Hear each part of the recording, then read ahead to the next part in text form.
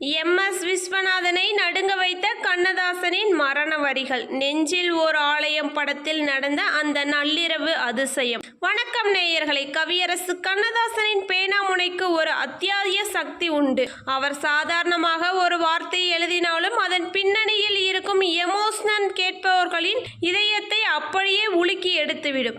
அப்படி இயக்குனர் ஸ்ரீதர் இயக்கத்தில் உருவான நெஞ்சில் ஓர் ஆலயம் திரைப்படத்தின் பாடல்கள் கம்போசிங் நடந்தபோது மெல்லிசை மன்னர் எம்.எஸ். விஸ்வநாதனை அப்படியே நடுங்க வைத்து கண்ணீர் விட வைத்த கண்ணதாசனின் அசுரத்தமான வரிகளை பற்றி நாம் பார்க்க போகிறோம். நெஞ்சில் ஓர் ஆலயம் திரைப்படத்தில் ஒரு மாடர்ன் பெண் தனது கணவன் புற்றுநோயால் இறக்கப் போகிறான் என்று தெரிந்தனும் அவனது இறுதி நாட்களை எப்படி எதிர்கொள்கிறாள் என்ற மிக உருக்கமான சூழ்நிலை கொண்ட கதை.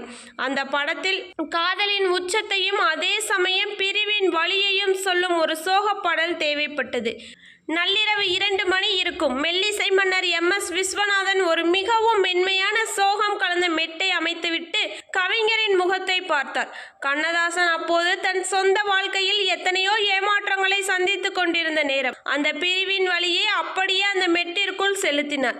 சிகரெட் புகையை ஊதி தள்ளிக்கொண்டே கண்ணதாசன் எழுத தொடங்கிய அந்த வரிகள் தான் சொன்னது நீதானா சொல் சொல் சொல் என்னுயிரே, சம்மதம் தானா சொல் சொல் என்னுயிரே என்ற உலக புகழ் பெற்ற பாடல். அந்த பாடலின் ஒவ்வொரு வரியும் காதலின் ஏமாற்றத்தை அக்குவேராக பிரித்து காட்டியது. குறிப்பாக சரணத்தில் அவர் எழுதிய வரிகள் கண்களிலே உனது காட்சி இருக்க, நெஞ்சினிலே உன் நினைவிருக்க, இன்னொரு கரம் உன்னை தொடுவதோ இன்னொரு உயிர் உன்னை அடைவதோ என்று எழுதினார்.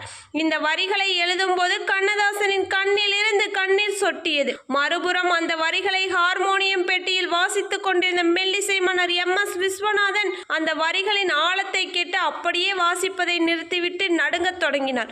கண்ணதாசனின் கைகளை பிடித்துக் கொண்டு, கவிஞரே, மனித இதயத்தை வதைக்க உன்னால் எப்படி இப்படி எழுத முடிகிறது?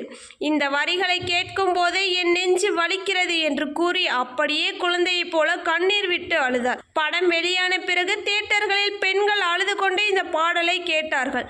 ஒரு பாடலின் மூலம் மனிதர்களின் இதயங்கள் உருக வைக்க முடியும் என்பதை நிரூபித்தவர் கவியரசு. கண்ணதாசனின் இந்த அசாத்திய வரிகளில் பின்னணி கதை உங்களுக்கு பிடித்திருந்தால் இந்த வீடியோவை லைக் பண்ணுங்க. நமது சேனலை மறக்காமல் சப்ஸ்கிரைப் பண்ணிக்கோங்க. நன்றி, வணக்கம்.